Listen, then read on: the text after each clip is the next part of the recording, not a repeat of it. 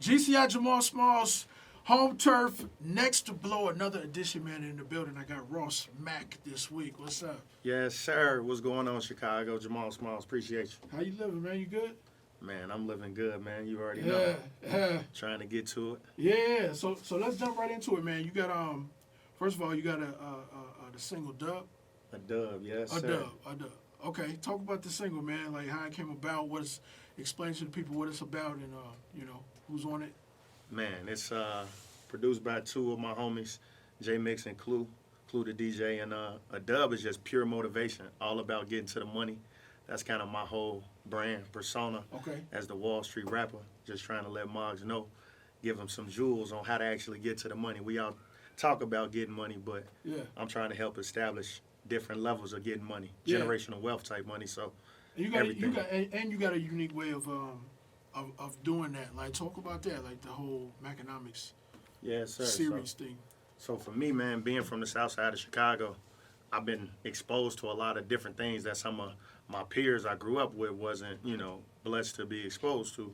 And that's just, some different 1% level, money and knowledge though. Not even just the money, just the knowledge base. And so for me, when it comes to the music and my craft, I do this financial literacy segment on Revolt TV, where it's literally me trying to find a way to educate the youth about, different financial literacy topics that I think really should have been told in class. You feel me? Yeah. And, us as black people, we got to, try to, teach a man how to fish rather than just giving a man a fish. Right. And I think for me, so the Maconomics is just a way of helping Moggs really get to the bag. You know what I mean?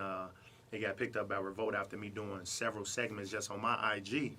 And, Yeah. I've been getting a That's lot dope. of different love. And now it's like literally educating us, educating, the culture in an interesting way where I try to use a few kind of jokes, something to make you laugh while still talking about things that truly should be taught in class. Yeah, yeah. What's one of the main things that you think that people in the community could benefit from?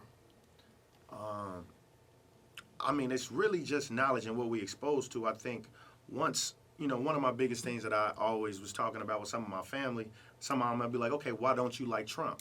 And everybody will have a huge emotional reaction to any time I bring Trump up. But then I look and I'll be like, the stock market was up 30%.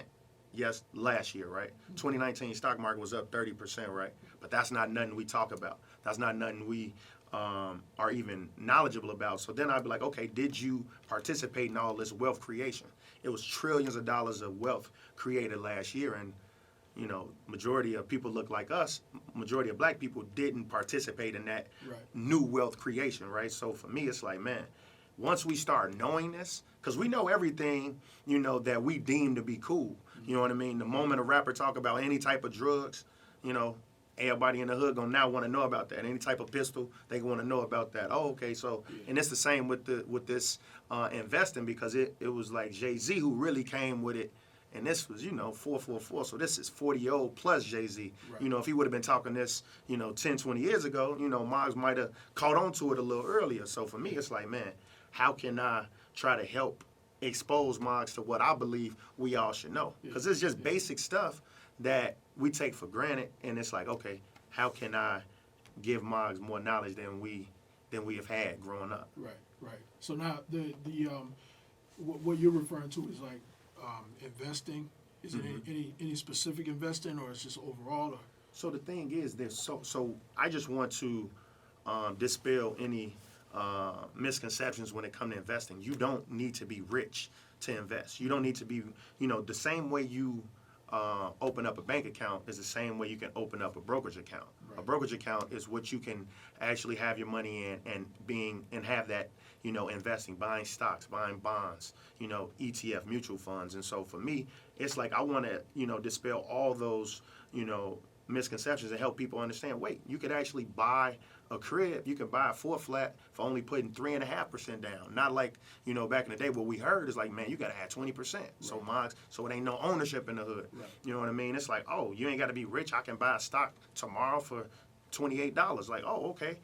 For something that I'm already buying, I can buy a Nike share. I can buy a Starbucks share. So for me, it's literally just trying to dispel all the misconceptions and make mods understand, like, if we glorify making money in the hood, we should glorify making it making it more than one way. Right. Because that's, so many different ways of making money. You get, dividend income. That's one way. You could do buying and selling. Everybody got, some type of trade in the hood, whether it's illegal or legal, but everybody hustling in their own way. I just want to also educate mods on helping them make their money make money.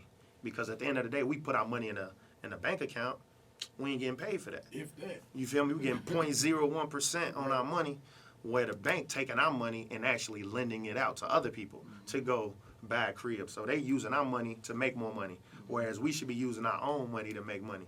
So that's kind of all I be trying to, preach. You feel me? And so, like, now, how do you tie that into the music?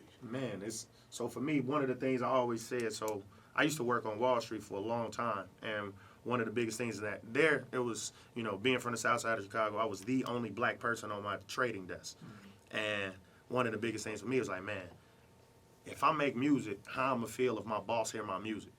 You know what I mean? And I come back to Chicago, it's like, all right, I'm still working in finance, but I want to make a different type of music. I definitely want to make music for the club, but I still want to make some music that's going to inspire some mods, that's going to hear something like, oh, wait, bro, just put us on game. Yeah. And so for me, the way it translates to the music is literally, I look at it like, what's the, it's a little scam rap. What's the homie from Detroit, TJ? What's TJ6 or something like that, right? Or Bandman Kevo. It's like, if Bandman Kevo and TJ6, they literally giving mods the blueprint on how to scam better. You feel me? And so for me, it's like, I'm going to call it Wall Street rap, where it's like, I'm giving you the same game, you know what I mean, on how to get to the bag, how to make it the way the true 1% out here making their money. It's wild out here. That's what's up, man. Well, I mean, that's what kind of intrigued me about getting you up here, man. Cause, I appreciate you. I truly appreciate no, you. I think it's a big deal, and it's something that's necessary, and I think people will appreciate it. So, without further ado, introduce the record. Yo, Chicago. Listen to my new record, man. It's called A Dub. It's off my new project coming out this Wednesday, February 5th. So get in tune, man. A Dub off Maconomics 101. Whoa!